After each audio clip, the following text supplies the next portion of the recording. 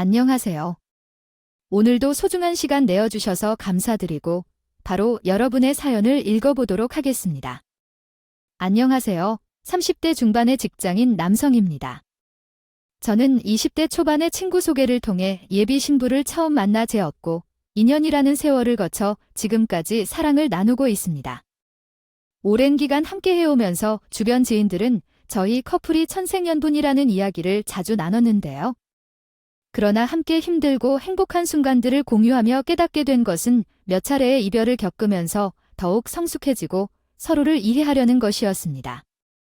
이별 후에도 서로를 잊지 못하고 다시 만나온 저희 관계가 더욱 소중하게 느껴지는 이유를 아무리 부정해봐도 우리는 함께 성장하며 지속될 영원한 사랑을 향해 나아가고 있습니다. 자리 전환하기 대신 짓고 사이가 많이 좋아졌어요. 그래서인지 큰 문제 없이 꾸준히 연인으로서 오랫동안 만날 수 있었죠. 예비 신부는 오랫동안 선생님을 꿈꿔서 그런지 굉장히 조신하고 올곧은 사람이에요. 10년, 2년이라는 시간 동안 만나면서 욕하는 모습 한 번 보인 적이 없었고 누군가를 뒤에서 흉보거나 하는 일도 없었어요. 그리고 평소에 예의범절과 노인 공경을 중요시하는 사람이었기에 항상 예비 신부에 대한 믿음이 높아 특히 예비 신부가 외동딸이 다보니 살면서 부모님께 사랑을 많이 받고 자랐던 것 같아요. 그래서인지 주변 사람들에게 긍정적인 모습을 많이 보여주고 받은 만큼 사랑을 베풀 줄 아니라고요. 저는 예비 신부의 이런 모습을 보며 첫눈에 반하게 되었고 나중에 아이를 낳게 되어도 사랑이 가득한 사람으로 잘 키워낼 수 있을 것 같다는 생각이 들어 결혼을 결심하게 되었어요. 다만 예비 신부의 유일한 단점은 바로 외동딸을 심하다 싶을 정도로 아끼고 철저하게 보호하시려는 예비 신부 부모님이었어요.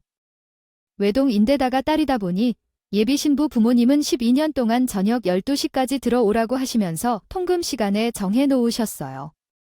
이뿐만이 아니라 주기적으로 전화를 해서 어디에 있는지 뭐라고 있는지 무조건 보고를 하도록 하셨고 집에 들어가면 부모님 눈치를 보느라 전화 한 번 속 시원하게 할 수가 없었죠. 보수적인 분이라는 이야기를 예비 신부에게 들어서 알고는 있었지만 연애 초반에는 왠지 모르는 서운함이 들어 이 문제로 종종 부딪히기도 했었어요. 하지만 시간이 지나고 나이가 들어가면서 이런 문제도 자연스럽게 받아들이게 되었고 이해를 하게 되더군요. 예비 신부의 부모님은 연애를 하고 7년 차에 접어들었을 때 처음 뵙게 되었어요. 따로 집에 초대를 해주시거나 허락을 구하기 위해 찾아간 것은 아니었지만 데이트 후에 예비 신부를 데려다 주기 위해 갔다가 집 앞에서 우연히 마주치게 되었죠. 예비 신부 부모님께 싸는 저를 보시고 약간 당황하신 듯 싶더니 집에 잠시 들어와서 차 한 잔 마시고 가라고 하셨어요. 아무래도 어려운 분들이라 저로서는 갑작스러운 만남이 걱정이 되고 긴장도 많이 되더군요. 하지만 제가 마음에 드셨으면 하는 게 있었기에 이왕 이렇게 된 거 제대로 인사를 드리고 종식으로 허락을 받고 싶었어요. 그래서 예비 신부 부모님이 말씀대로 집으로 따라 들어가게 되었죠. 갑작스러운 일이었지만 초대해 주셔서 감사하다는 생각을 가지고 본격적으로 예비 신부 부모님의 말씀에 듣기 위해 마음의 준비를 하고 있었어요. 곧 이어 예비 장모님께서 차를 내어주신 후 자리에 앉으셔서 이분은 예비 신부가 애지중지 키운 외동딸이라 이래 절에 걱정이 많다고 하시면서 이것저것 물어보시더군요. 이름 이정훈이라고 했나? 지금 무슨 일하고 있나? 네, 맞습니다. 대학교 졸업 후에 중소기업 회사에 취직해서 근무를 하고 있어요. 그렇구만. 그럼 회사에서 받는 연봉은 얼마나 되나? 아직까지는 입사한 지 얼마 되지 않아서 1,700만 원 정도 됩니다. 아이고, 아무리 초봉이라고 해도 그렇지. 그 돈으로 우리 딸 책임질 수 있나? 우리의 지체 려다 주러 집 아까 줬으니까 할 말도 있고 해서 일단 들어오라고 하긴 했는데. 아차, 사앞으로 어떻게 할 생각인가 들 오톤 곳을 말씀하시는지? 결혼까지 생각하는 것은 아니겠지. 지금까지는 나이도 어리고 하니까 그냥 두고 봤지만 우리 딸이 어디가 못나서 자네 같은 사람을 만나 나 막말로 그 연봉의 아비래 선생님들 올해 딸이가 당하긴 일. 지금 우리 딸이 조금 쉬고 싶다고 해서 휴학을 한 상태라 그치. 이제 조만간 선생님이 될 몸이야? 부모님께서 어떤 부분을 걱정하고 계시는지는 잘 알고 있습니다. 하지만 아직은 제가 입사한 지 얼마 되지 않아 조봉을 받고 있어서 연봉이 좀 적은 것입니다. 지금 여러 프로젝트 참여로 회사에서 인정을 받고 있어 앞으로 연봉을 차오를 테니 조금만 기다려주시면 안 될까요? 차 안의 말은 앞으로의 가능성을 이야기하는 거지 지금 현재 확정된 것이 아니지 않나? 아무리 생각해봐도 선생님이 될 올해 딸은 당신 같은 사람이 만날 자격이 없어. 재벌가에서 선생님을 얼마나 선하고 있는데 애지중지 키우던 우리 딸이 시집가려면 그쪽으로 가야 하지 않겠나? 아, 엄마 말씀이 너무 심하신 거 아니에요? 그리고 저는 재벌가로 시집갈 생각 조금 더 없어요. 제가 사랑하는 사람이랑 결혼할 거라고요. 너 어디서 따박따박 마이 대답이야. 아, 엄마가 탐하는 말하고 있는데 우리가 그렇게 가르치면 안 되겠다. 예지야, 너는 방으로 들어가 있어라. 아빠도 아직 할 말이 많이 남았으니까 들어와서 부를 때까지 나오지도 마. 부모님 말이 곧 법인데 예비 신부는 결국 아버지의 말씀에 따라 반항 한 번 하지 못하고 방으로 들어가더라고요. 저는 생각하지도 못한 어두운 분위기에 많이 당황스러워졌어요. 이 난관을 어떻게 헤쳐나가야 할까요? 머릿속이 복잡해요.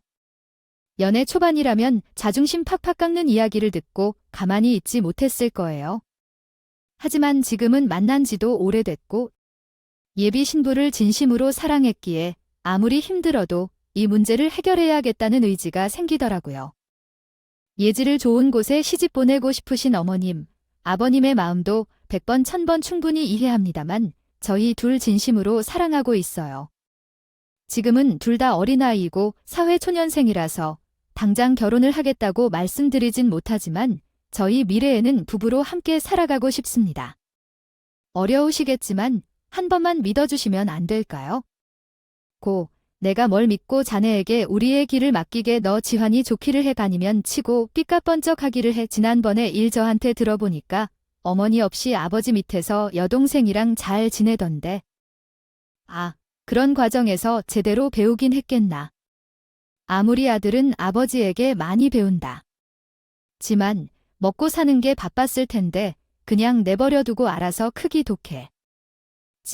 아버님 말씀대로 저희 아버지 먹고 사는 게 바빴습니다. 아, 하지 마.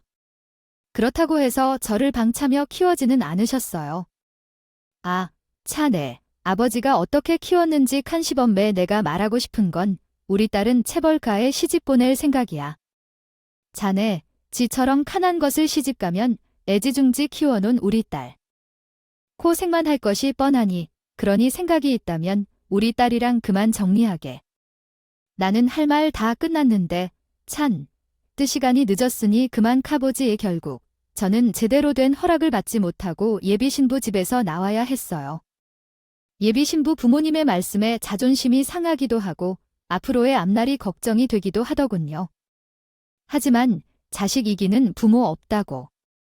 저희 둘이 끝까지 사랑하고 아껴준다면 언젠가는 허락을 해주시지 않을까 싶어 기다려 보기로 했죠. 예비 처가댁에 인사를 다녀온 이후에 저는 예비 신부를 더욱 또 사랑해주려고 노력하고 끝까지 아껴주려고 했어요. 사실 저희 둘은 오랫동안 만나왔음에도 가벼운 스킨십 정도는 했었지만 아무래도 부모님의 반대가 있어서 그런지 조심스러운 마음에 예비 신부가 저의 자취방에 놀러 오더라도 그냥 손만 잡고 잠을 자곤 했죠. 그렇게 시간이 지나 예비 신부가 대학교를 졸업한 후 초등교사가 되었고 저는 근무하고 있는 회사에서 승진을 하여 연봉이 좀 더 오를 수 있었어요. 그리고 저는 예비 신부가 초등학교 선생님이 됐고 약 1년이 지난 후에 프로포즈를 했고 눈물까지 흘리면서 예비 신부는 저의 청혼을 흔쾌히 받아줬죠. 그 이후 다시 한번 예비 신부 부모님께 정식으로 결혼 허락을 받기 위해 집에 방문하기로 했고 부족하지만 나름대로 잘 보이기 위해 줄 선물까지 구매해서 찾아갔어요. 이전에 예비 신부 부모님께서 무조건 재벌집에 시집을 보내야겠다고 하셨던 말이 귀에 맴돌아 걱정이 많이 되더라고요. 그래도 시간이 많이 흘렀고 처음 예비 신부 부모님을 만났을 때보다 상황이 좋아졌으니 저를 다르게 보시지 않을까 생각했어요. 이전에 비해 조금이라도 쉽게 결혼 허락을 받을 수 있는 가능성이 있다고 생각했고 사랑하는 여자를 위해 용기를 했죠. 그러나 예전과는 다를 것이라는 저의 예상과는 다르게 예비 장모님과 장인 어른의 표정이 좋지 않더군요. 특히 예비 장모님은 딸이 선생님이 되어서 그런지 기가 더 살아서 기놈을 또 집에 데리고 왔냐고 하셨어요. 엄마 없는 자식과는 평생 상종하는 것이 아니라고 하시며 말도 아무렇지 않게 내뱉으셨어요. 예비 장모님의 말을 기분이 많이 나빴지만 예비 신부와의 결혼을 허락받고 싶은 마음이 더 커서 일단은 화를 내지 않고 참았죠. 그리고 상황이 이전보다 훨씬 나아졌음을 말씀드렸어요. 하지만 그럼에도 불구하고 예비 신부 부모님께서는 끝까지 결혼 허락을 해주지 않고 저를 집에서 내쫓을 지더군요. 그래서인지 예비 신부는 집에서 단식 추징도 해보고 부모님을 설득해보려고 노력을 많이 하고 있다고 하더라고요. 마찬가지로 저도 예비 신부 부모님이 내치셔도 주기적으로 집에 찾아가기도 하고 명절이나 생일 같은 날에는 선물도 구매해 보내드리면서 노력을 많이 했죠. 그러나 예비 신부가 부모님 허락 없이도 결혼을 할 수 있는 나이니 그냥 몰라요. 해버리자 고 이야기를 할 정도로 연년간 예비 신부 부모님은 끝까지 재벌집에 시집을 보내야 한다고 하시면서 꿈쩍도 하지 않으셨어요. 그러다 연애를 한 지 12년 차에 접어들었을 때 한 번도 먼저 연락을 주신 적이 없었던 예비 장모님께서 직접 연락을 주셨고 집으로 한번 오라고 하시더군요. 전화를 통해 예비 장모님의 목소리를 들었을 때 예전과는 달리 많이 너그러워진 듯한 느낌이 들어서 기대하던 좋은 소식을 들을 수 있겠다 싶었어요. 그래서 전화를 받은 당일날 퇴근을 열릴 제처고 예비 신부 집을 찾아가게 되었죠. 집에 도착해보니 예비 신부 부모님께서 직접 저를 맞아주셨고 지라고 오느라 배고플 것 같아서 저녁밥을 차려놓으셨다고 하더라고요. 갑자기 예비 신부 부모님이 태도가 달라지는 게 이게 무슨 상황인지 몰라서 어리둥절했지만 일단 저녁을 차려주셨으니 맛있게 먹었어요. 그리고 내주시는 차를 마시면서 자세한 이야기를 나누게 되었죠. 예비 신부의 부모님께서는 하나뿐인 딸이 단식 투쟁을 하면서 결혼하라고 해주지 않으면 아무도 모르는 곳을 살림을 차리고 부모님을 평생 보지 않겠다고 해서 걱정이 이만저만 아니었다고 하시더라고요. 그러면서 자식 이기는 부모 없다고 외동딸이 애걸복걸하는 모습을 보는 게 힘들다 하시며 빠른 시일 내에 결혼식을 올리라고 하셨어요. 12년이란 긴 연애 끝에 드디어 결혼 허락을 받고 정식으로 예비 신부와 함께 할 수 있다는 것이 너무 행복하다고더라고요. 허락을 받은 후 결혼 준비는 빠르게 진행되었어요. 얼마 지나지 않아 양가 부모님들을 모시고 상견례를 할 수 있게 되어 촉퍼. 그런데 예비 신부의 부모님은 상견례가 진행되죠. 다시 까탈스럽게 하나씩 걸고 넘어지더군요. 내 돈도 이 서방에게 들었겠지만 저희 딸의 애지중지 키웠어요. 솔직히 처이다해처럼 완벽한 사람이 이 서방 선택했다는 게 이해가 되지는 않아요. 하지만 애들이 결혼하고 싶다고 난리를 치니 어쩔 수 없이 부모로서 저어줄 수밖에 없네요. 아들한테 듣기로는 예비 며느리가 외동딸의 초등학교 교사라고 하더라고요. 아마 네 아까 오셨을 텐데 저희 아들과 맺어주셔서 감사합니다. 그만 먹으셨을 텐데 앞으로 예지에게 잘 해주라고 아들에게 신신당부하겠습니다. 12년이나 만났다고 하는데 결혼하겠다고 탄시 추진할 정도로 서로 좋아 죽는 걸 저희가 어떻게 말리나요? 이왕 이렇게 된 거 결혼 준비 빠르게 해서 되는 대로 바로씩 올리도록 아시죠? 그러시죠. 사돈 예비 장모님 은상 견해를 하시면서도 본인 달은 대단한데 나 같은 사람에게 시집을 보내는 게 아깝다는 이식으로 말씀을 하시더군요. 당연히 저는 상견례까지 하면서 왜 굳이 저런 말씀을 하시나 싶었지만 외동딸인데다가 나보다 좋은 직장인 교사인 이 죽음은 아까 알 수 있겠다 싶어서 그냥 웃으며 넘기려고 했어요. 혹시나 아버지께서 예비 신부 부모님 말씀을 듣고 기분이 상하지 않을까 걱정했었는데 다행히에 미리 이런 식으로 말씀을 하실 수도 있다고 이야기를 드려놓아서 그런지 크게 티를 내지 않으시고 잘 맞춰 주시더라고요. 그 덕분에 무사의상 견해를 마무리할 수 있었어요. 이후 저는 본격적으로 예비 신부와 함께 차근차근 결혼 준비를 하게 되었어요. 그리고 모든 신부들이 가장 기대한다는 웨딩드레스를 보러 가기로 한 날이다. 갔죠. 당연히 예비 신부도 이 과정을 가장 기대했었고 달력에 따로 표시를 해 놓을 정도로 손꼽아 기다렸어요. 그런데 보통 결혼 준비를 하면서 웨딩드레스를 보는 것은 예비 신랑과 함께 다닌다고 하는데 이상하게 예비 신부는 그걸 꺼려 하더군요. 웨딩드레스를 보러 가기로 약속했던 날 제가 몇 시에 출발을 할 예정이냐고 데리러 가겠다고 하니까 예비 신부는 굳이 반차까지 써가면서 안 와도 된다고 혼자 다녀오겠다고 했어요. 처음에는 장난인가 싶었죠. 그래서 그게 대체 무슨 소리냐고 반을 가는데 실 안 따라가는 경우가 어디 있냐고 하면서 저도 장난스럽게 받아쳤어요. 그런데 예비 신부는 정말 진심으로 이야기했던 것 같더군요. 예비 신부는 뜬금없이 외국에서는 신랑에게 결혼식 전에 웨딩드레스를 안 보여주는 문화가 있는데 저에게 알고 있냐고 물었어요. 지나가다 들었던 내용이라 알고 있다고 대답을 했더니 예비 신부는 저에게 다른 사람들이 하는 일반적인 결혼식 대신 다른 결혼식을 하고 싶다고 이야기를 하더라고요. 그래서 본인은 결혼식 때 신기함을 결승 유지하다가 자신이 선택한 웨딩드레스를 짜잔하고 보여주고 싶다며 10년 만났으니 의미 있는 날이라 이벤트를 하는 것도 좋을 것 같다고 했어요. 갑작스러운 이야기에 놀라긴 했지만 어찌되었건 결혼식은 신부의 날이니 저도 예비 신부의 의견을 존중하기로 했죠. 다만 스냅 사진 없이 결혼식 진행하는 것으로 합의한 얘기였기에 저로서는 여러 가지 웨딩드레스를 입은 신파의 모습을 보는 절호의 기회를 놓친 것이 조금은 아쉽더라고요. 하지만 예비 신부의 의견에 따라 기다리기로 했어요. 그렇게 결혼식 당일이 다가왔고 식장에 도착하자마자 웨딩드레스를 입고 있는 예비 신부를 보게 되었죠.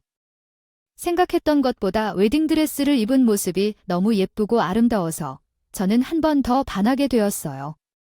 그렇게 결혼식 전에 예비 신부와의 이번 만남을 가지고 신부 대기실을 나오게 되었고 손님들이 오시기 전 긴장도 풀겨 해서 화장실에 가게 되었죠.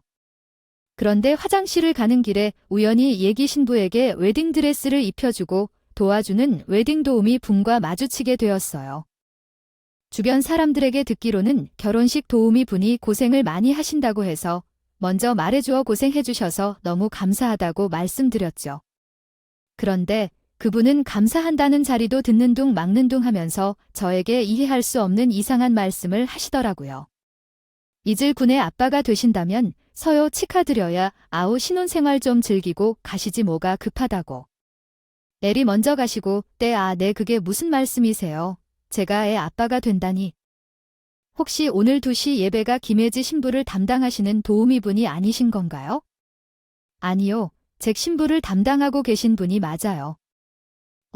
그러고 보니까 모르고 지내셨네요. 저는 두 분 다 아무 말씀이 없으셔서 몰랐는데 신부님이 임신하셨었군요. 그럼 신부님만 알고 계셨던 건가요? 아무튼 그런 중요한 이야기는 미리 말씀을 해주셔야 해요. 제가 인지라고 있었다고 생각하셔야죠. 지금이라도 알게 되었으니 오늘 더 신경 써서 신부님을 보시도록 할게요. 빨리요. 잠깐만요. 도우미부님이 아기를 주신다고 착각하시는 게 아니라 정말로 임신을 하신 거 맞나요? 예비 신부도 임신했다는 말 없었잖아요. 그런데 어떻게 그런 말씀을 하세요? 저는 신부님들을 한두 명 본 것도 아니고요. 일한 지 벌써 15년 차예요. 그리고 저희 집에는 3명이나 있는데 설마 여자가 임신한 것을 모를까? 누가 봐도 임신한 것이 티가 나는데 하기엔 남자들은 멀 수도 있겠다. 우리 남편도 내가 말하기 전까지 10g를 못 하더라고요. 신부님이 이벤트를 하려고 얘기를 안 했나 본데 원래 여자들이 임신하면 요 아랫배가 꼴로 가고 튀어나와요. 그리고 오면서 보니까 입덧을 하는지 헛구역질도 몇 번 하더라고요. 그게 정말이에요. 헛구역질을 했다고요. 4. 직접 신부님한테 가서 확인해 보시면 되겠네. 웨딩 도우미 분한테 예비 신부가 임신을 했다는 이야기를 듣는 순간 합 오래 쏘게 하여줬어요. 저는 화가 나서 대기실에 앉아있는 예비 신부를 찾아가게 되었죠. 대기실에 도착해보니 마침 제 여동생도 와서 인사를 건네고 있더군요. 신부 대기실 입구에 도착해서 어떻게 물어봐야 하나 고민을 하고 있었는데 예비 신부가 저를 발견하고는 거기 서 있지 말고 안으로 들어오라고 했어요. 뭐야 오빠. 아까 손님들한테 인사한다고 나가지 않았어. 인사하기도 바쁠 텐데 왜 자꾸 왔다 갔다 해? 설마 내가 웨딩드레스 입은 모습이 너무 예뻐서 또 보고 싶다고 온 거야? 아, 그게 아니라 내가 아까 화정 씨를 가려다가 웨딩 도우미 분을 만났는데 당신이 오시는 할 것 같다고 하더라고. 처음에는 믿었는데 그분이 이야기하는 곳을 들어보니 아랫배가 볼록 나와 있고 아까 입덧하는 사람처럼 헛구역질도 했다던데. 너 정말 임신이라도 않고요? 뭐라고? 아, 오빠 미쳤어. 내가 임신은 무슨?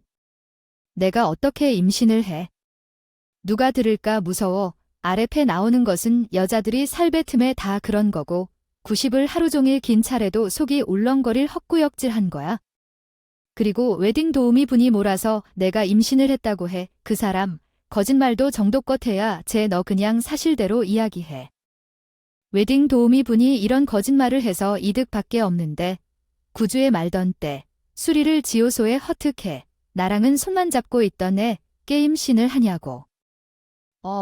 오빠는 지금 내가 하는 말보다 웨딩 도움의 말을 믿는 거야? 후리의 차규, 마치 12년을 만났는데 서로에 대한 믿음이 이것밖에 안 돼. 내가 어떻게 오빠를 두고 임실하냐고. 예비 신부는 제 추궁에 울먹이며 난리를 치더군요. 제 동생은 정확하게 사실 확인이 된 이야기냐 하면서 황당했고 예비 신부의 난리 끝에 예비 장모님과 웨딩 도우미가 급하게 신부 대기실로 들어왔어요. 당연히 예비 장모님은 힘들게 결혼하려 해줬는데 왜 기분 좋은 예식날에 이런 일이 난리를 피우는지 모르겠어요. 하면서 얼른 예비 신부를 달래주라고 화를 내셨지만 저는 이미 눈이 뒤집힌 상황에서 예비 장모님의 말이 귀에 들어오지 않았어요. 그냥 예기 신부에게 임신을 한 것이 맞느냐는 것을 확인받고 싶었던 거예요.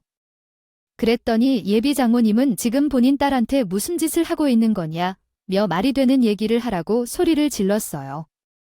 그리고는 우리 딸이 임신을 했다는 말도 안 되는 이야기는 대체 어디서 듣고 이러냐고 물어봤고 저는 옆에 계신 웨딩 도우미님이 말씀해 주셨다고 대답했어요. 그랬더니 예비 장모님은 노발대발하면서 웨딩 도우미한테 달려들어 큰 소리를 쳤어요. 그쪽 이상한 소리를 해서 이사단 맞는 거예요? 탈신이 되지 뭐라고 유언비어를 던지셨어요. 퍼뜨려 제대로 알지도 못하고 신부를 상대로 거짓말을 해도 되는 건가요? 당신 상사 어딨어? 내가 당장 그 회사란 그쪽 싸자 갖고 서 할 거야. 뭐라고요? 고소라니. 나도 그래요. 초도 나이가 있으니 여자로서 임신한 사람이구나 하는 감도 있지만 제가 본 것들도 있는데. 이런 식으로 나오시면 저도 한당하죠. 당신이 뭘 봤는데? 우리 딸이 임신을 했다고 확신을 하는데. 신분의 아까 샵에서 10점까지 차 타보면서 초음파 사진 보셨지 않아요? 초큼, 우승 옆에서 다 봤어요. 저는 웨딩 도우미의 말을 듣고 경악을 할 수밖에 없었어요. 옆에 이 모든 상황을 지켜보고 있던 동생도 입을 다물지 못하고 있다가 급하게 밖으로 뛰어나가 쫀 웨딩 도우미 말을 듣고 예비 신부가 임신했다는 확신이 들더라고요. 그래서 저는 역 테이블에 놓여있던 예비 신부의 가방을 뒤적거려서 핸드폰을 찾아냈어요. 그리고 앨범 한번 보자고 난리를 쳤죠. 하지만 예비 신부는 죽어도 핸드폰 잠금을 풀어주지 않더라고요. 제 손에 있는 핸드폰을 뺏으려고 안간힘을 쓰더군요. 예비 신부의 행동을 보니 어차피 휴대폰 잠긴 번호를 풀어줄 것 같지 않아서 잡고 있던 휴대폰을 주고 예비 신부의 배를 만져봤어요. 그랬더니 정말 웨딩 도우미분이 말씀하신 것처럼 아랫배가 볼록 튀어나와 있더라고요. 일반적으로 사람이 살이 찌면 배 전체가 나와야 정상인데 정말 아래 불룩 나온 것을 보니 진짜 임신한 것이 맞다는 생각이 들더군요. 제가 예비 신부의 배에 손을 대자 예비 장모님이 어디 남의 달몸에 함부로 손을 댔느냐고 노발대발 난리를 쳤어요. 하지만 이미 화가 많이 났던 저는 어차피 결혼할 사람이고 보고 싶지 않아도 나중에는 다 곡이 될 텐데 다른 것도 아니고 배선을 되는 게 무슨 문제냐고 이야기를 했죠. 예비 장모님과 한참 실랑이를 벌이고 있는데 밖으로 뛰어나간 동생이 급하게 신부 대기실 문을 열고 들어왔어요. 그리고는 지하에 있는 약국에서 사왔다고 괜히 소란 피우지 말고 정확히 확인을 해보라며 저에게 내밀더라고요. 그러자 웨딩 도우미도 신부 엄마가 고소까지 하겠다고 하는 마당에 이런 일에 연루되어 스트레스 받고 싶지 않다며 딴소리 하지 말고 얼른 테스트기 주라고 하더군요. 그러자 예비 신부와 예비 장모의 낯빛이 급격하게 어두워졌어요. 어두워진 두 사람의 얼굴을 보니 이쯤에서 진실을 밝히겠군 아쉽더라고요. 그러나 예비 신부는 어떻게 해서든 이 상황을 벗어나고 싶었는지 무모하게 여러 가지 반명을 늘어놓았죠. 예비 신부는 임신 테스트기의 정확도가 생각하는 것만큼 그리 높지도 않고 아침 첫 소변을 받아야만 확실하게 알 수 있다고 하더군요. 그러면서 지금 시간이 5시 2분이 가까워졌는데 어차피 지금 테스트기를 해봐야 오류만 나올 뿐이라고 내가 직접 해서 보여주겠다고 하더라고요. 아무도 믿을 수 없는 이야기들을 늘어놓는 예비 신부를 보면서 이 사람이 지금도 거짓말을 하고 있다는 것을 알 수 있었어요. 예비 신부가 왜 굳이 사일에서 보여주겠다고 그러는지 생각해봤는데 아마도 임신을 하지 않은 사람에게 부탁해서 조작을 하려는 것이 아닐까 싶더라고요. 그 와중에 예비 장모라는 사람은 예비 신부의 말에 동조를 하더군요. 예식을 코앞에 두고 있는 신부가 웨딩드레스 입고 벗는 게 얼마나 힘든데 이 상황에서 임신 테스트기를 사용할 수 있겠느냐면서 일탄 예식을 올리고 생각하자고 했어요. 정말 두 모녀 때문에 어이가 없어서 헛웃음이 다 나오더라고요. 예비 신부의 말에 웨딩 도우미 분도 황당하셨는지 결국 한 소리 하시더군요. 남의 일에 끼어들고 싶지는 않은데 참다가 한마디 한다고 하시면서 첫 소변으로 하면 저 학도가 조금 더 올라간다 뿐이지. 오해한다고 오류가 나거나 하지는 않는다고 하셨어요. 그리고는 아직 예식 시간이 남았으니 테스트기 사용할 수 있게 웨딩드레스 잡아주고 도와준다고 하시면서 화장실로 같이 들어가자고 아셨죠. 두 모녀의 미심쩍은 행동과 말 때문에 신부 대기실에 있는 모두가 눈치를 채버렸고 저는 테스트기 정확도가 떨어져서 믿을 수 없다면 병원에 가서 검사를 해보면 되니 일어나라고 있어요. 하지만 예비 신부는 그 저의 본드를 발랐는지 도무지 일어날 생각을 하지 않더군요. 결국 참을 수 없었던 저는 예비 신부에게 입고 있는 웨딩드레스를 찢어버릴 때가 되었기 전에 당장 옷 갈아입고 나오라고 난리를 쳤죠. 그랬더니 예비 신부는 결국 울음을 터뜨리며 예비 장모님은 그제야 사람들을 다 내보내고 따로 얘기하자고 설득게 했어요. 대체 무슨 소리를 하려나 싶었지만 일단 사람들을 밖으로 내보내고 이야기를 해보기로 했어요. 그렇게 사람들이 나가고 전쟁터 같은 신부 대기실이 조용해졌고 두 모녀는 그제야 이야기를 시작했어요. 지금 현재 임신한 지 8주가 넘었고 병원에 가서 직접 눈으로 아기가 생긴 것을 확인했다고 있어요. 그러면서 본인은 저에게 아기를 가졌다는 것을 숨길 생각이 없다는 말도 안 되는 소리를 내어 놓더군요. 대체 그게 무슨 소리냐고 물었더니 어차피 아이 아빠는 저라고 하면서 굳이 임신한 것을 아이 아빠한테 숨길 필요가 있냐는 헛소리를 자꾸 하더라고요. 저는 잠시 예비 신부의 당당함에서 말이 막혔어요. 하지만 이내 정신을 차리며 우리 둘은 12년 동안 만나오면서 손만 잡고 다니지 않았냐. 지난 스킨십 한 번도 안 했는데 어떻게 내가 아빠가 될 수 있냐고 말했죠. 그랬더니 이왕 얘기가 나오니 손님 모셔놓고 결혼식까지 하는 마당에 그냥 예약바 해주면 되는데 왜 그렇게 어렵게 생각하냐고 오히려 난리를 치더군요. 옆에서 예리한 장모님도 애가 아이를 가진 것을 몰랐으면 애초에 결혼도 안 시켰을 거라고 하면서 예비 신부가 아이를 가져서 사위를 받아줬으니 감사한 마음으로 덮고 넘어가자는 이야기를 하더라고요. 두 모녀의 이야기가 황당해서 대체 아빠는 뭐 하는 사람인데 임신하게 만들어 놓고 나타나지 않는지요? 거냐고 물었어요. 그랬더니 예비 신부는 잘 알지 못하는 사람이고 아기를 가지고 나서 소식을 알리니라 그 사람이 연락을 끊어버렸다고 하더라고요. 진짜 총체적 난국이 바로 이런 거구나 싶었어요. 저는 남의 새끼 키울 생각 없으니 그 남자를 데려와 결혼을 하든 아니면 혼자 책임지고 키우는 알아서라고 했죠. 예비 신부는 그제서야 미안하다고 울며불며 제 바짓가랑이를 붙잡고 용서를 빌자라고요. 하지만 예비 장모님은 끝까지 목을 빳빳하게 세우면서 자기 딸은 잘못한 것이 아무것도 없다고 본인 여자 제대로 관리하는 제 탓이 크다고 하더군요. 저는 그 모습에 더 열이 받았어요. 그래서 신부 대기실에서 나와 결혼식을 보기 위해 식장에 온 하객들 앞에서 이 모든 진실을 다 이야기하고 파혼하기로 결정했으니 그냥 축의금 다시 받아서 돌아가시라고 했죠. 뒤늦게 예비 신부도 쫓아와서 저의 이야기를 듣고 절망한 듯 그 자리에 주저앉히더라고요. 마찬가지로 예비 장모와 장애인은 열이 받았는지 저에게 미친놈씨라고 하면서 하객들 앞에서 대놓고 손으로 했어요.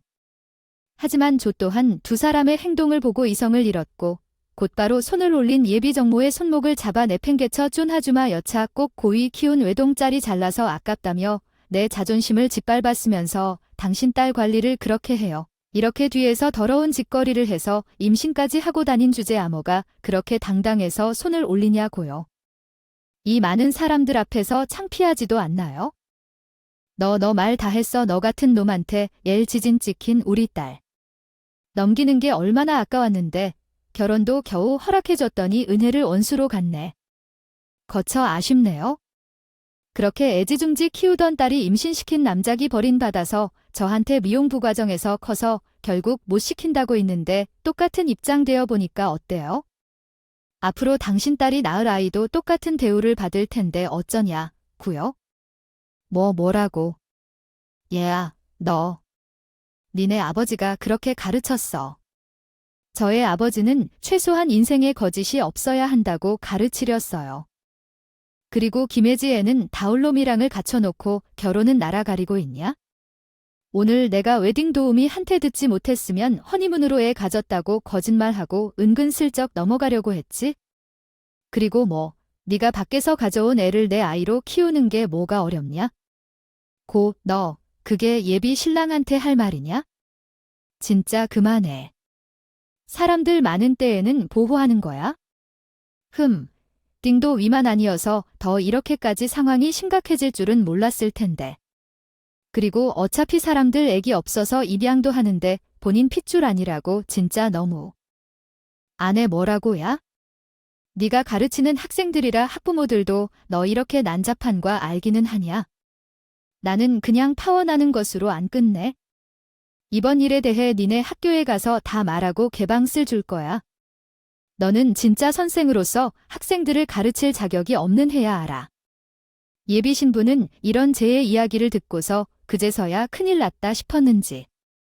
그것만은 절대 하지 말아달라면서 무릎을 꿇고 저에게 빌기 시작했어요. 하지만 저는 화가 날 대로 나서 눈에 뵈는 게 없었죠. 반드시 학교와 교육청에 고발을 넣겠다. 마음을 먹고 있었는데 나중에 상황을 마무리하고 보니 굳이 그럴 필요가 없더라고요. 제가 따로 가서 예비 신부의 실체를 알리는 수고를 하지 않아도 이미 하객으로 동료 교사들이 와서 죄가 뽕 나는 모습을 다 보게 되어 소문이 났다고 하더라고요. 그래서 결국 예비 신부는 학교를 그만두게 되었죠. 그리고 나중에 별로 가깝지 않은 친구는 하나를 우연히 동창회에서 만나게 되었고 예비 신부의 수문 몇 개를 듣게 되었어요. 친구가 이야기하기를 저랑 별로 친하지도 않고 확실하지도 않아서 그동안 말을 안 꺼냈는데 이미 제가 떠나갔다고 오늘 했다고 해서 이야기해주는 것이니 그냥 듣고 한 개로 흘러버리라고 하더군요.